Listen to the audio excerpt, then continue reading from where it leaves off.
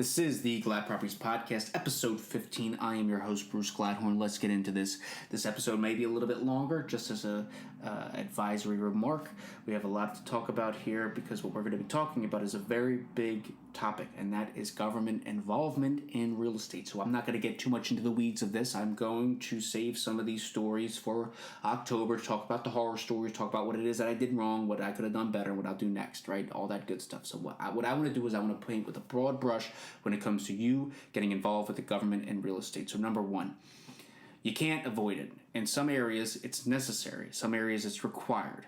But it's unavoidable. So if you're going to sit here and you're going to tell me, oh, the government's never going to know that I have no floor or I have no roof over there, blah, blah, blah. Sorry, buddy. If you live in a municipality, like a small city all the way up to a massive city like, Philly or something, you're going to have a housing commission. You're going to have a zoning board. You're going to get your certificate of occupancy. You have to get that. You're going to run from it. You can't sell the home until you have that. The government puts that into place. So that's number one.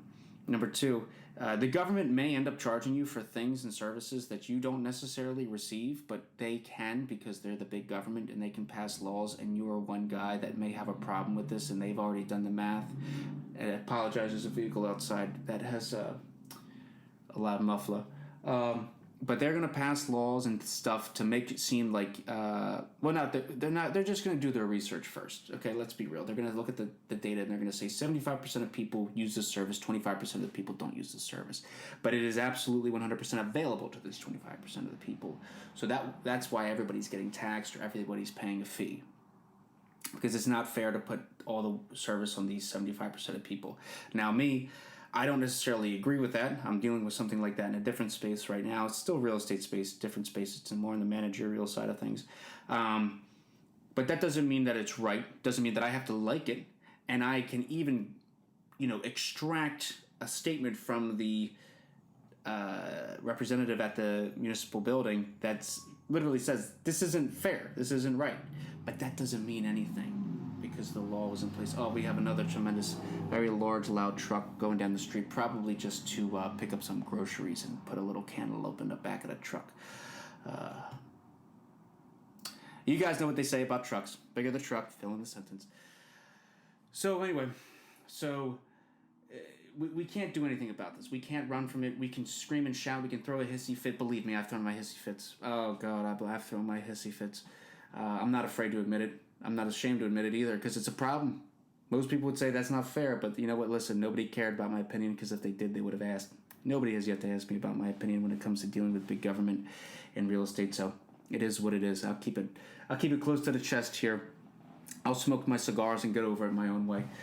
So, that's another thing that you got to deal with. And the third thing that you have to deal with is asking the government for help. Now, I got a story for dealing with the government and housing, dealing with the government overpaying or charging you for some BS that you don't get, and dealing with the government in order to help you out. All of these stories will be talked about in October. That's a horror story, real estate horror story month. Don't be deterred. You're going to have your own horror stories. That's why we started this. We started this just for a place of venting, for a place of just getting together and laughing at it, because you know what? If you can laugh at the bad situation, it isn't that bad of a situation. It's just uncomfortable, really. A bad situation is one where you don't have an out. You don't have a situation. It's just going to cost a lot of money. I'm in a bad situation right now in real estate. I'm in a really good situation right now in real estate. It's part of the business. You're in all these different spaces. But getting back to what I was saying, asking the government for help in your issue, in your whatever the case may be, is always a challenge. It's always a challenge. The government, by definition, by popular definition, is understaffed and overworked. Also, they don't get paid that much money to do what it is that they do, which is basically solve the community's problems. I don't know what's fair. I don't know what isn't fair. I just know that if you go into the government office, wherever, and then you ask for some help, they will say, fill out this form. We will get back to you when we get back to you. Okay? It just is what it is. Whenever you're dealing with the government, the first thing that you ask is a timeline. How long is it taking for people to get back to people in this space? For your certificate of occupancy, for your permits, for your inspections, for your ba-boom, ba-boom, ba-boom. Ask. so you can prepare mentally, so you don't have this idea that they'll be out there on Tuesday. Not Tuesday in September, Tuesday in October. It's better to find that out which one.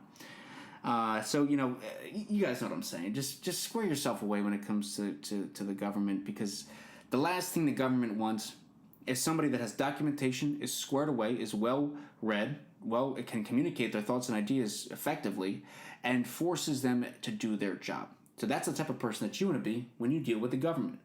Think about it like this again. Let's say you were going to go to court and you were going to sue somebody, and it's a civil court. It's a small claims court, and you're going to say this person owes you money. Who do you want to be? The person that owes money or the person that's getting money? I don't know. It doesn't matter. You want to be the guy that is squared away, the most articulate, the best sounding, and the most likable. Because people are people. The judge is a very educated, well-seasoned, experienced individual. To think that a judge can't smell bullshit from a mile away is a dumb thing to think. Because that's all they do all day in court is hear bullshit. They're going to know who's right and who's wrong, and even though they say that their bias doesn't affect their decision, it absolutely 100% does. It's part of the human experience. So the last thing that you need to do is show up to court like a smashed bag on the side of the road and don't know how to articulate your sentences or communicate effectively. If you're passionate about a subject, that is different than being a horrible speaker. That's one mentality. If you've never been there in that space yet, you will one day. It just happens in real estate. You'll get there, you'll know exactly what I'm talking about. But those are two examples of how you want to treat the government. You want to treat the government as an upstanding citizen. You're an upstanding citizen, fair, respectful, all that good stuff. Everybody's happy. Everybody goes home. Everybody eats dinner with their family. That's all they want. And remember, the government is just a bunch of people. That's really it. You can talk to them. You can ask for help. But don't expect anything and expect to be charged an arm and a leg for any help that you do receive. So sorry about not dropping this on Monday.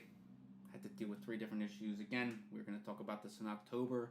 You may be skeeved out. You may be a little, you may get the heebie-jeebies. It is what it is. It's part of the game.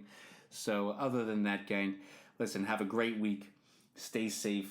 Keep your head on the swivel. We got a couple more weeks of this unbearable summer heat. Oh, my Lord.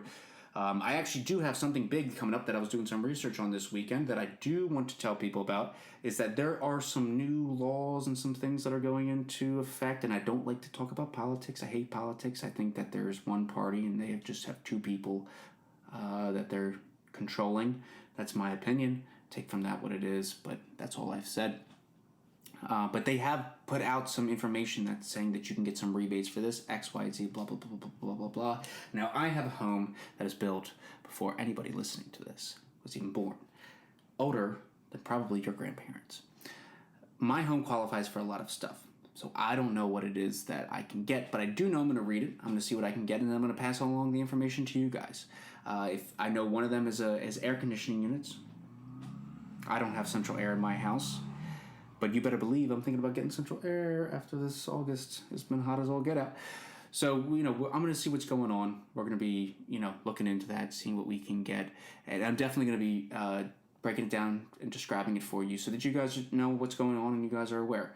That'll be the extent of my political discussion. I'm not going to say whether it's a good idea or if it's a bad idea, but if I find out that it's going to cost me $10,000 to get an AC system installed and I got to get a rebate for $9,000, it's going to cost me a G for central air in my house, I feel like it's my responsibility to let you guys know that that is an option if you fulfill these criteria.